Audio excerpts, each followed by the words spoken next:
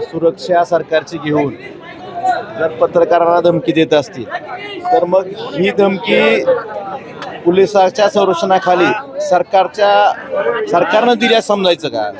सुरक्षा सरकारची घेऊन जर पत्रकारांना धमकी देत असतील तर मग ही धमकी पोलिसाच्या संरक्षणाखाली सरकारनं दिल्या समजायचं का? सत्ताधारी पक्षामधला आज सत्तेत गेलेत ते, मग ह्यांना पाठीशी सरकार घालतंय का?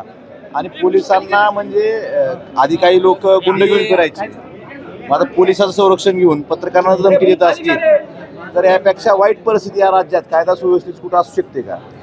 त्यामुळं पोलीस सरकार त्यांच्या पाठीशी आहे का? यांना वाईट सुरक्षा हे कुणापासून धोका म्हणून दिली का दुसऱ्याला धोका करण्यासाठी दिली, हे सरकारनं विचार करण्याची. कायदा असं सांगतो की एखाद्याला जर सुरक्षा व्यवस्था दिली असेल तर संबंधित व्यक्तीनं देखील कायद्याचं कोणतंही उल्लंघन करू नये असा नियम सांगतो.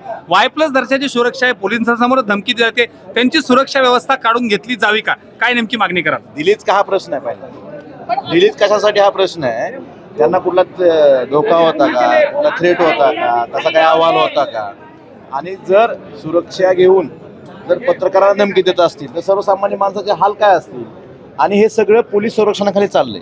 त्यामुळे राज्य कायद्याचं आहे का? म्हणजे आधी गुंड पाळायचे, मग आता पोलीस संरक्षणाखाली तुम्ही जर पत्रकारांना धमकी देताय, यासाठी कायदा सुव्यवस्था या महाराष्ट्रात आहे का नाही हा प्रश्न आहे. आणि दिली का आणि कशासाठी दिली आणि देणाऱ्यांनी मग कुठल्या आधारावर दिली हे जनतेसमोर आलं पाहिजे आणि यांची सुरक्षा व्यवस्था काढून तात्काळ घेतली पाहिजे. गेल्या 2 दिवसांपासून तुम्हाला अनेक प्रश्न विचारले गेले, सगळेच प्रश्न, त्यांचं म्हणणं आहे की मला कुणी प्रश्न विचारू नका, लोकप्रतिनिधी म्हणून प्रश्नांचं उत्तरच द्यायचं नाही का? आपण ज्यावेळेस जनतेचं लोकप्रतिनिधी म्हणजे निवडून येतो त्यावेळेस प्रत्येक मतदाराचा, प्रत्येक माणसाचा आपला अधिकार असतो की प्रश्न विचारायचा आणि प्रश्नाची उत्तर लोकप्रतिनिधी दिलीच पाहिजे.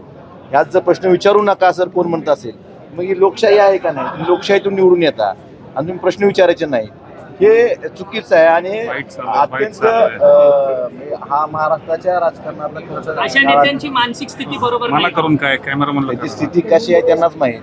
पण परंतु आता पक्षांतर करताना त्यांची मानसिक स्थिती सरळ नसल्यामुळे अशी होती त्याची स्थिती कशी आहे माहीत नाही. मानसिक स्थितीमुळे असं करतात, सत्तेची मस्ती आहे म्हणून असं करतात हा प्रश्न.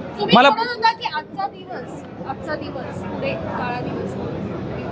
म्हणजे असं जर एका पोलीस संरक्षणाखाली पोलिसांच्या समक्ष पत्रकारांना धमकी दिली जात असेल तर निश्चितच महाराष्ट्रासाठी काळा दिवस आहे.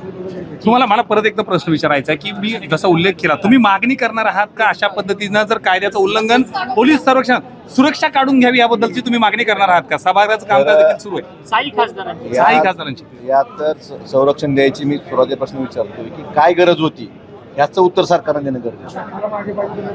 म्हणजे यांना Y+ सुरक्षा कुठल्या गोष्टीसाठी दिली?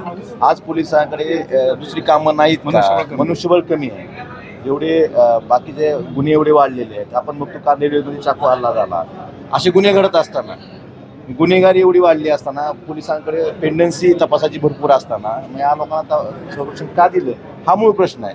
याच्या बाबतीत सरकारनं निवेदन करणं गरजेचं आहे किंवा आम्ही ह्या गोष्टीमुळं त्यांना संरक्षण दिलं आणि काढून दिलंच कशाला हा माझा प्रश्न आहे. काढून तर घेतलंच पाहिजे. महाराष्ट्रातील सर्व बातम्यांचे विश्वासार्ह व्यासपीठ, सकाळच्या सर्व सोशल मीडिया प्लॅटफॉर्मला लाईक, फॉलो आणि सबस्क्राईब करा. तसंच सर्व नोटिफिकेशनसाठी बेल आयकॉन प्रेस करायला विसरू नका.